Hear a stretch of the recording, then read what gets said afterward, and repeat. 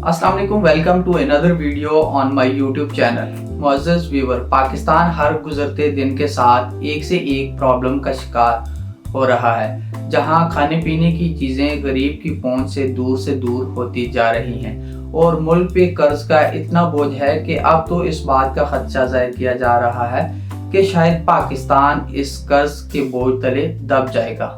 मगर सियासतदानों को अपनी सियासत से फुर्सत नहीं मिलती। पाकिस्तान में किसी भी पॉलिटिशियन को आटे, चीनी, घी के लिए लाइन में लगना नहीं पड़ता और अगर आटे का 20 किलो का थैला 5,000 या 10,000 का भी हो जाए तो ये इन सारों के लिए अफोर्डेबल होगा। यानी इनके पास इतने पैसे हैं कि इतनी प्राइस पे भी इसको खरीद सकेंगे। मगर एक बंदा जो 500,000 की दिहाड़ी लगा रहा है, उसके लिए ये सब मैनेज करना बहुत मुश्किल है। और खुदा न खास्ता अगर पाकिस्तान बैंकरप्ट हो जाए तो उससे जो हालात बनेंगे उसका आप अंदाजा भी नहीं कर सकते। अब अगर आपको किसी मुल्क का बैंकरप्ट होना क्या होता है और इसके क्या नुकसानात होते हैं ये नहीं पता, तो इस टॉपिक पर भी मेरे चैनल पर आपको वीडियो जल्द मिल जाएगी। आपके पड़ोस यानी इंडिया में आटा आपसे हाफ प्राइस पे सेल हो रहा है। वो भी ज़रीब मुल्क है, पाकिस्तान भी ज़रीब मुल्क है। इंडिया में ऑन एवरेज एक बंदा साल का 5,35,000 पाकिस्तानी रुपए कमाता है और पाकिस्तान में ऑन एवरेज एक बंदा 4,14,000। अब पैसे हम कम कमाते हैं और इन्फ्लेशन यहाँ पे ज़्यादा है, जिसकी वजह से हमें कम चीज़ के लिए ज़्यादा पैसे देने पड़ते हैं। जिस तरह बाकी दुनिया को लेके पाकिस्तान को मसले हैं, यानी कोरोना, यूक्रेन रशिया जंग, इंक्रीज पेट्रोल प्राइसेस वगैरह, वैसे ही उनको भी है। मगर उन्होंने चीज़ों को मैनेज किया हुआ है। यहाँ पे अपनी गंदम आटा अफगानिस्तान भेज देते हैं और फिर रशिया से इंपोर्ट करके अपने लोगों को खिलाते हैं। और अगर कोई सवाल पूछे तो वो नवाज शरीफ ने किया, वो इमरान खान ने किया, ये जरदारी की वजह से है, वगैरह वगैरह।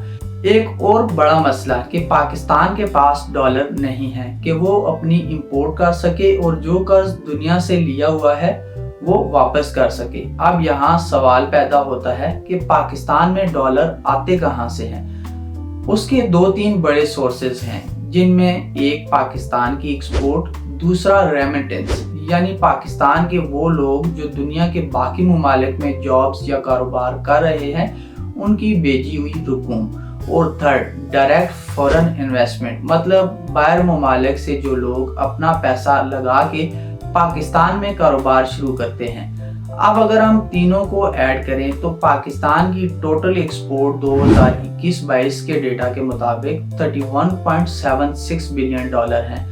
पाकिस्तान की रेमिटेंस भी 31 बिलियन डॉलर, और पाकिस्तान में बाहर से आके जो कारोबार शुरू हुए उनकी वैल्यू 1.87 बिलियन डॉलर बनती है। अब अगर इन तीनों को प्लस करें, जिनमें export 31.7 billion plus remittance 31 billion plus foreign investment 1.87 billion, तो ये टोटल वैल्यू 64.63 बिलियन डॉलर बन जाती है।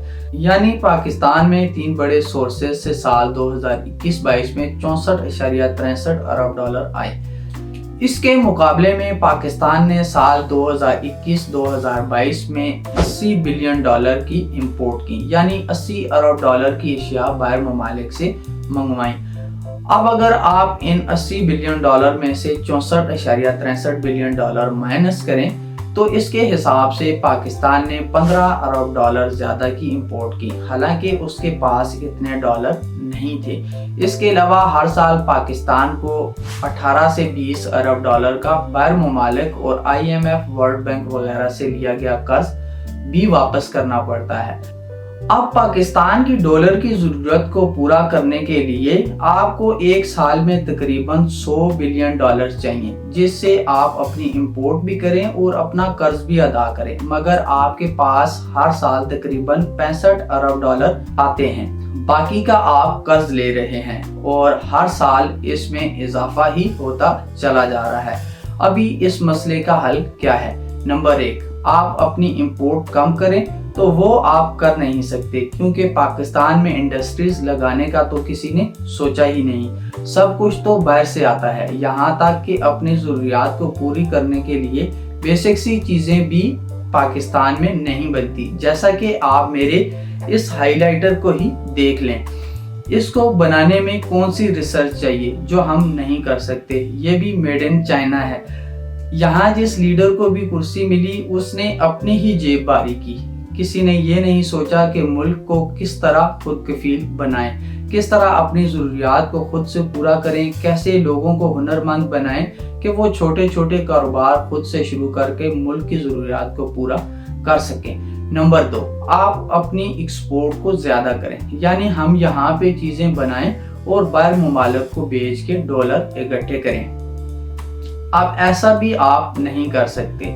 बात फिर वही है, किसी ने कोशिश ही नहीं की कि आपके मुल्क में इस लेवल की इंडस्ट्री लगे जो आपके लिए इंटरनेशनल स्टैंडर्ड के लेवल की चीज़ें प्रोड्यूस करे और उनको बाहर बेच के आप डॉलर इकट्ठे कर सके। चाइना को अगर आप देखें तो फाइनेंशियल ईयर 2020 में चाइना ने 2590 बिलियन डॉलर की गुड्स और सर्विसेज एक्सपोर्ट की, जबकि उनकी इंपोर्ट 257 बिलियन थी। इस तरह उन्होंने 500 बिलियन डॉलर से ज़्यादा डॉलर एक साल में बचाए।